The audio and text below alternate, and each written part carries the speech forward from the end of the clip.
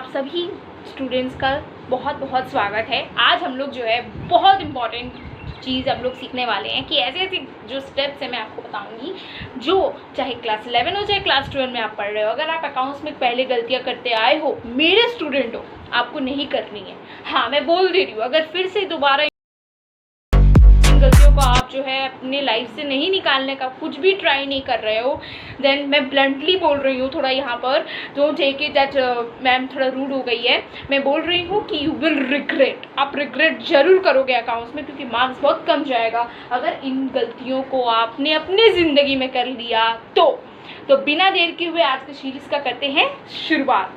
सबसे पहला मैंने यहाँ पर लिखा है टाइम मैनेजमेंट। मैंने बहुत बच्चों से सुना है कि टाइम मैनेजमेंट में बहुत प्रॉब्लम होता है, मेनली अकाउंट्स में तो सबसे ज़्यादा, बिकॉज यहाँ थ्योरी भी कुछ आपको लर्न करके जाना पड़ता है, ये बहुत ज़्यादा प्रैक्टिकल है।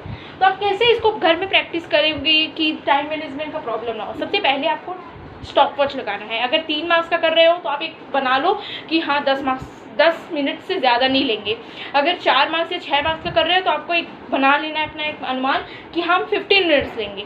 4 मार्क्स 3, मैं क्या करती थी 3 मार्क्स के लिए मैं आपको लिख भी दूंगी, 3 मार्क्स के लिए 5 मिनट्स लेती थी, और आपका 4 मार्क्स के लिए 10 मिनट्स एंड 5 मार्क्स के लिए 6 मार्क्स के लिए, जो कि बहुत कॉन्सेप्चुअल बेस्ड होता है, जैसे बहुत जनरल एंट्रीज एक साथ दिया जाता है, वहाँ पर अकाउंट्स भी बहुत सारे बनाने होते हैं। तो मैं क्या करती थी, मैं सिर्फ 15 मिनट लेती थी। 15 से अगर ज़्यादा क्रॉस हो रहा है तो इसका मतलब है कि कहीं ना कहीं आपको कॉन्सेप्ट समझ नहीं आया है, जिसकी वजह से आप ज़्यादा टाइम ले रहे हो, और ज़्यादा टाइम लोगे हाफ ईयरली का पेपर छूटेगा, प्री बोर्ड का पेपर कंप्लीट नहीं कर पाओगे, या फिर बोर्ड एग्जाम में ब्लंडर हो जाएगा।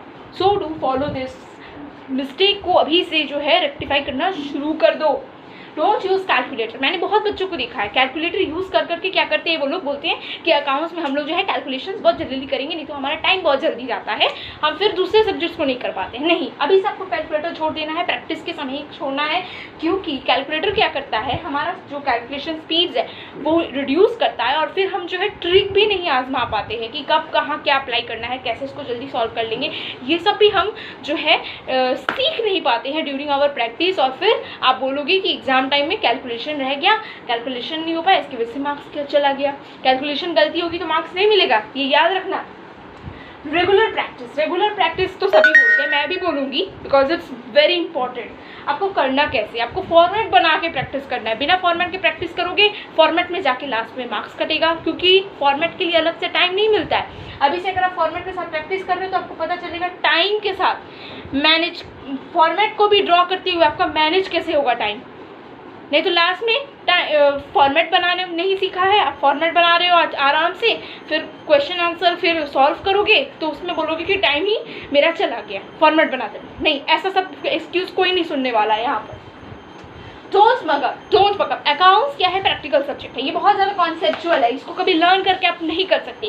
मेनली जो शेयर्स का सम है, मैं बोल रही हूँ, जर्नल एंट्रीज कभी लर्न नहीं होंगे। आपको हर एक सिचुएशन में आपको पता होना चाहिए कि कहाँ किस सिचुएशन में कैसे वो हम जर्नल एंट्रीज फ्रेम कर पाएंगे, चाहे वो पार्टनरशिप में हो, चाहे वो शेयर्स में ही क्यों ना हो, चाहे वो डिवेंचर में ही क्यों ना हो, ये आपको पता होना चाहिए। नहीं पता है तो अभी से इस पर काम करना शुरू कर दीजिए, आज से ही। Understand the concept. अब कौन सा कॉन्सेप्ट, जैसे एडजस्टमेंट की, जैसे डेटर प्रोविजन बढ़ गया, बहुत सारे हैं, हमारे बैड डेट का है, प्रोविजन ऑफ और डाउटफुल डेट का है, एडमिशन में है और पार्टनरशिप में भी है, फिर रियलाइजेशन की कुछ एडजस्टमेंट्स है, डिसोल्यूशन की कुछ एडजस्टमेंट है, रेम्यूनरेशन जिसमें लास्ट में आएगा रेम्यूनरेशन ऑफ एम्प्लॉइज़ वाला, डिसोल्यूशन एक्सपेंसेस का कुछ एडजस्टमेंट है। तो ये सारे जो एडजस्टमेंट्स है बहुत इंपॉर्टेंट है, और साथ साथ जो हमारे जर्नल एंट्रीज इसके लिए होने वाले हैं, जैसे डेथ ऑफ पार्टनर के लिए क्या जर्नल एंट्रीज हैं, फिर जब हम लोग लीगल पार्टनर को दे देते हैं, लीगल एग्जीक्यूटिव जो है डेट पार्टनर का, फिर उसका कैसे होगा, गुडविल का क्या एंट्री होगा, गुडविल को अगर हम लोग दे रहे हैं, गुडविल कोई ला रहा है, गुडविल प्रीमियम ऑफ गुडविल, इन सब को बहुत अच्छे से आपको याद होना चाहिए। WCRI पर मैंने एक वीडियो बनाया है, मैं अभी लिंक दे रही हूँ नीचे, उसको जाके जरूर देखिए, chapter 1 and chapter 2 accounts partnership book का, कि क्या क्या इंपॉर्टेंट टॉपिक्स है। उसको अगर आप मिस कर रहे हो ना, फिर कुछ नहीं हो सकता। आप बोलो कि कॉन्सेप्ट वहाँ का नहीं बना, तो वो वाला वीडियो का लिंक आपको जरूर दूंगी, देखना है। प्रोराटा ट्रीटमेंट, इन सब का कॉन्सेप्ट बहुत अच्छे से समझना है। अब कॉन्सेप्ट समझ लिया, अब क्या करें, वो आपका क्वेश्चन होता है ना, कॉन्सेप्ट समझने के बाद क्या करें। अरे कॉन्सेप्ट समझ लिया तो अब आप कॉन्सेप्ट से सीखो, सीखने के बाद अपने एक सेपरेट कॉपी बनाओ, उसमें मिस्टेक्स भी लिखना है, फॉर्मूले भी लिखना है, जैसे मेनली अकाउंटिंग रेशियो का फॉर्मूला है, गुडविल वैल्यूएशन का फॉर्मूला है, इस पर भी सीरीज आएगा, सब सीरीज मिलेगा आपको। ये फॉर्मूले वाले जो आपको है सारे अपने लिस्ट डाउन करके बहुत अच्छे से लर्न कर लो, कहाँ कौन सा फॉर्मूला लगेगा, हर एक फॉर्मूला पर एक एक दो दो सम प्रैक्टिस कर लो, सारा फॉर्मूला याद हो जाएगा अपने आप। New learnings in separate copy, सब सेपरेट कॉपी में एक डायरी मेंटेन कीजिए अकाउंट्स के लिए, सब उसमें लिखिए मिस्टेक क्या होता है मेरा फॉर्मूला कहाँ, कौन कौन सा फॉर्मूला है और क्या क्या आप नया नया सीख रहे हो, कहाँ से नया नया सीख रहे हो, प्रैक्टिस करने से। भैया हम लोग जो प्रैक्टिस करते हैं ना तभी हम लोग नया सीखते हैं। फिर आस्क डाउट्स, बहुत बच्चे गलती करते हैं, मैंने कितनी बार आप लोगों से बोला है कि अपने कमेंट सेक्शन को यूज़ करो अच्छे से और डाउट्स को पूछो, मेरे से पूछो, I will solve it definitely. मेरे टेलीग्राम चैनल पर जाओ, यू कैन मेल मुझे मेल कर सकते हो, इंस्टाग्राम चैनल है मेरा, वहाँ पर भी आप जाके जो है अपने डाउट्स को पूछ सकते हो। कुछ करो कि डाउट्स आपका क्लियर हो, अपने ट्यूशन टीचर से भी पूछो, बट पूछो, चुप रहने से वही डाउट फिर से दोहरा कराओगे एग्जाम में और बोलोगे मेरा मार्क्स नहीं आता, मुझे अकाउंट से डर लगता है, ये सब बोलने से नहीं होगा। अब आप बड़े हो चुके हो, रिवाइज रिवाइज रिवाइज रिवाइज। कैसे रिवाइज? एक चैप्टर कंप्लीट किया, छोड़ के बुक बंद कर रखना नहीं है।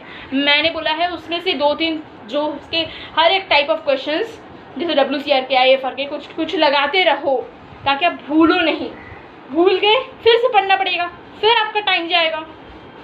Encompass yourself with positive people, यानी ये बहुत ज़रूरी है कि हम लोग अपने सराउंडिंग में ऐसे लोगों से दोस्ती करें या फिर ऐसे लोगों से ज़्यादा बातें करें जो हमें एक तरीके से मोटिवेट करते हैं। डीमोटिवेशन हमें नहीं चाहिए एग्ज़ाम के लिए, वो आपको पहले ही गिरा देंगे कि नहीं आप नहीं कर सकते। आपको ऐसे लोग चाहिए अपने आसपास जो आपको बोले यस यू कैन डू। अगर हाफ ईयरली में नहीं अच्छा हो रहा है, प्री बोर्ड में अच्छा नहीं भी हो रहा है, तो भी वो बोले कि यस आप कर सकते हो बोर्ड एग्जाम में, it's the time to do.